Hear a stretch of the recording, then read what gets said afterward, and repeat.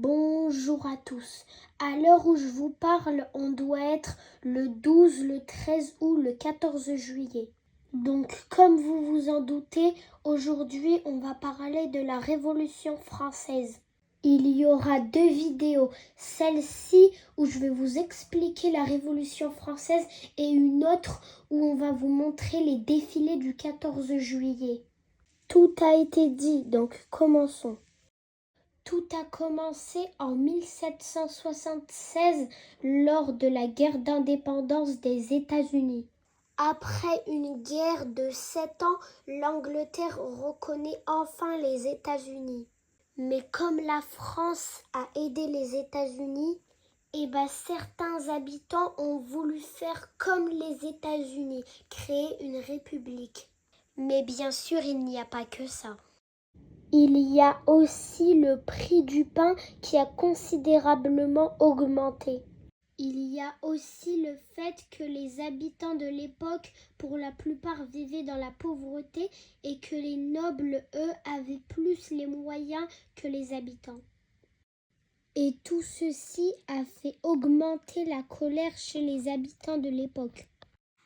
Finalement, le 14 juillet 1789, les habitants sont partis chercher des armes aux Invalides, puis sont allés dans la Bastille. Cette date fut retenue comme le début de la Révolution française. Puis la Bastille fut détruite quelques jours plus tard. Elle servait de prison. Puis, en août 1789, est signée la Déclaration des droits de l'homme. Et en 1789, des femmes sont venues au château de Versailles l'assiéger et réclamer du pain à Louis XVI et à Marie-Antoinette. Elles voulaient aussi que le roi et sa famille déménagent à Paris au Palais des Tuileries. Louis XVI accepte et déménage au Palais des Tuileries. Ici, bien qu'il garde son statut de roi de France, il sera extrêmement surveillé. Il ne peut pas aller n'importe où et dans ces endroits, c'est que sous extrême surveillance. Et c'est pourquoi Louis XVI a eu l'idée de fuir vers Montmédy, qui est tout près de la frontière avec l'Allemagne, où l'armée allemande et autrichienne devrait l'attendre. Dans le trajet, il y a plein d'imprévus, embouteillages, pique-niques. Au final, ils arriveront à Varennes le soir.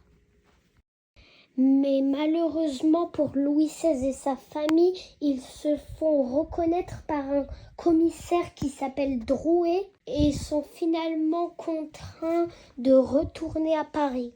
Là, ça commence à être un peu plus tendu. Finalement, sous la pression des monarchistes modérés, dont Lafayette en fait partie, la monarchie constitutionnelle est créée. Dans cette monarchie, Louis XVI n'est plus roi de France, mais roi des Français. Il y a aussi l'insurrection des Tuileries en août 1792. Il y a aussi les autres pays comme le Royaume-Uni de l'époque, le Saint-Empire romain germanique, l'Autriche et la Prusse qui déclarent la guerre à la France de peur qu'il y ait une révolution dans leur pays. Louis XVI est favorable à cette guerre car il croit que ça va exterminer la Révolution française. Mais dans cette guerre, les Français gagnent. Par exemple, la bataille de Valmy. Et le 21 septembre 1792, la première République de France est proclamée.